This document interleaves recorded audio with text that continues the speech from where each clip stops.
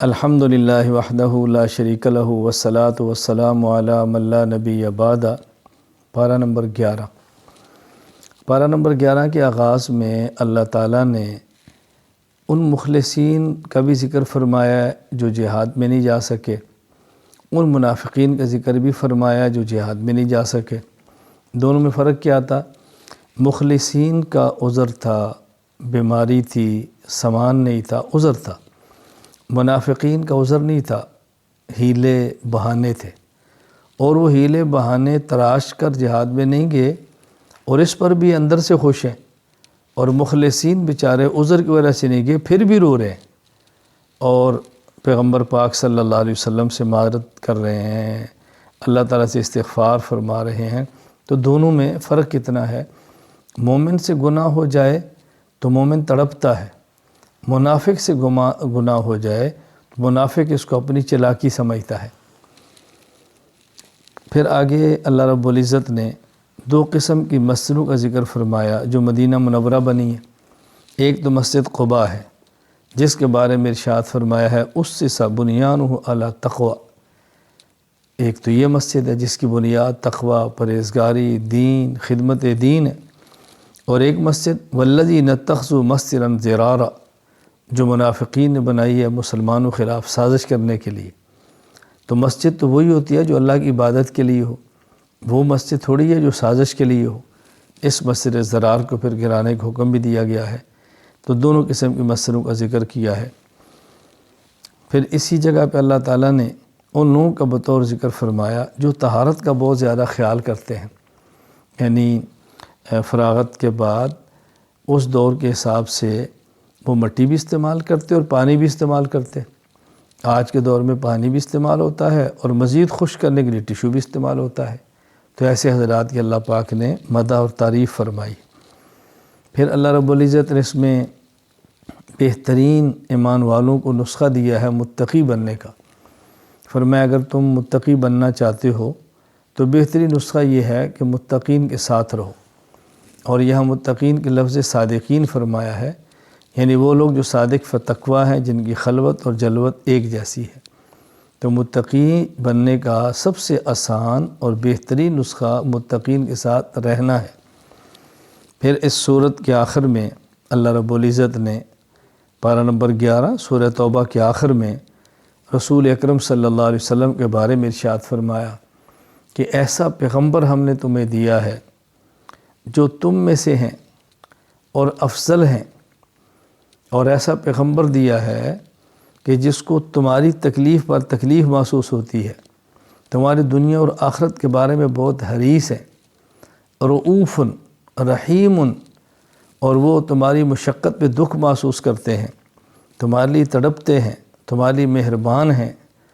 تو ایسے پیغمبر اللہ نے عطا فرمائے ہیں، اور یہ فرمایا کہ جب تمہیں کوئی دکھ ہو تو اللہ پر بھروسہ تمہیں کرنا چاہیے، اور مومن کا مزاج ہونا چاہیے کوئی تکلیف آ جائے تو لا الہ الا هو علیہ توکلت وہو رب العرش العظیم۔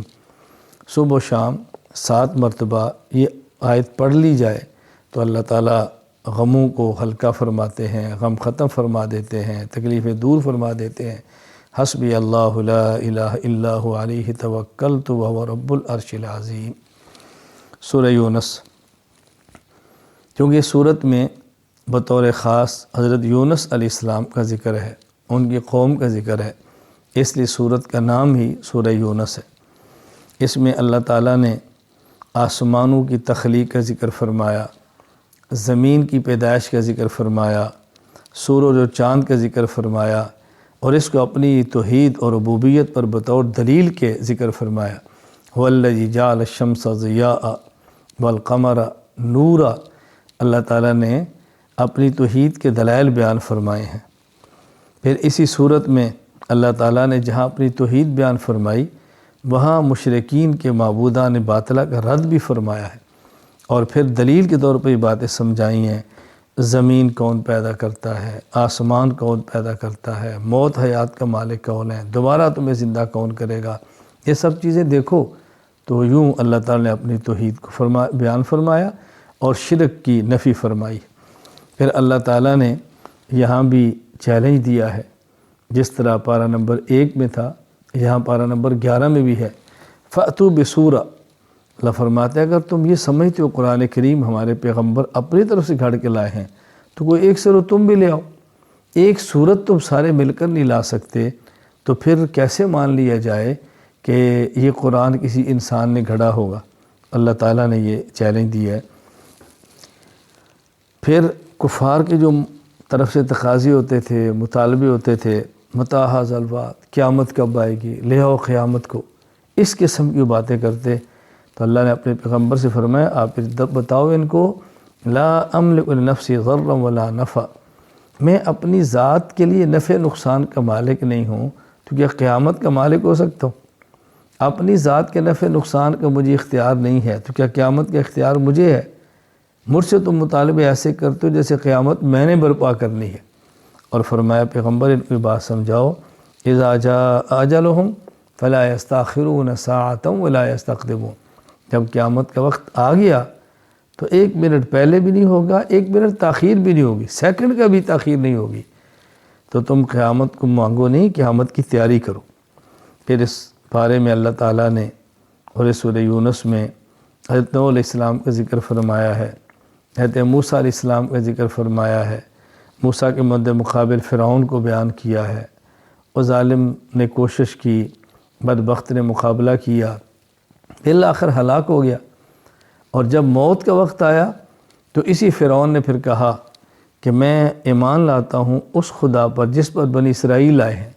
تو اللہ نے فرمایا الآن، ابھی ایمان لانے کا کیا وقت، اب تو موت دیکھ لی ہے تم نے، ملک الموت آ گیا ہے اور روح نکلنے لگی ہے، ایسی حالت کا ایمان معتبر نہیں ہوتا۔ فَالْيَوْمَ نُنَجِّيكَ بِبَدَنِكَ، اللہ تعالیٰ نے فرعون کو غرق کیا اور اس کے بدن کو محفوظ کر دیا ہے تاکہ قیامت تک آنے والے لوگ اس سے عبرت حاصل کریں کہ یہ شخص ہے جو بادشاہی اور بادشاہ ہونے کے بعد خدائی کے دعوے کر رہا تھا اور اس کا انجام دیکھو کیا ہوا ہے۔ پھر اللہ تعالیٰ نے حضرت یونس علیہ السلام کی قوم کا واقعہ بیان فرمایا کہ حضرت یونس علیہ السلام کی قوم نے عذاب کے آثار کو دیکھا تو دعا مانگی تو اللہ تعالیٰ نے ان کی دعا کو قبول فرما لیا۔ ایک ہوتا ہے روح نکلنے لگنا، ملک الموت کا پہنچ جانا اور بالکل موت کو یعنی یوں پورا یقین ہونا کہ آدمی مرنے لگا ہے اور ملک الموت آ گیا ہے، روح نکلنے لگی ہے، اس وقت کی توبہ تو قبول نہیں ہوتی، لیکن جب عذاب کے آثار کو دیکھا جائے، موت کے آثار کو دیکھا جائے، ایسے موقع پر توبہ کریں تو توبہ قبول ہو جاتی ہے۔ تو حضرت یونس علیہ السلام کی قوم کی بھی اللہ تعالیٰ نے توبہ قبول فرما لی تھی۔ پھر ایک اصول بیان فرمایا فَمَنِ اهْتَدَىٰ فَإِنَّمَا يَهْتَدِي لِنَفْسِهِ وَمَنْ ضَلَّ فَإِنَّمَا يَضِلُّ عَلَيْهَا، جو شخص ہدایت کا راستہ اختیار کرتا ہے اس کا فائدہ اسی کو ہوگا، جو ضلالت اور گمراہی کا راستہ اختیار کرتا ہے اس کا نقصان بھی اسی کو ہوگا، وبال اس پر ہوگا۔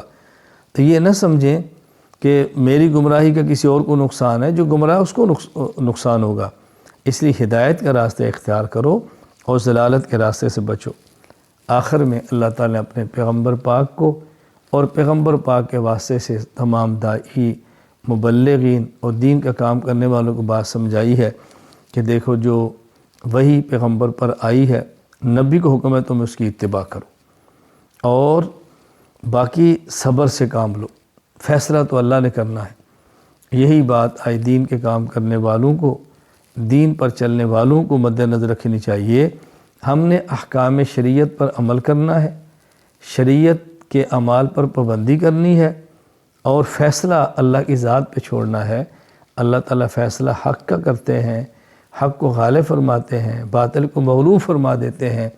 اللہ تعالیٰ ہمیں حق پر چلنے کی توفیق دے، اللہ تعالیٰ ہماری باطل سے حفاظت فرمائے۔ وآخر دعوانا ان الحمد للہ رب العالمین۔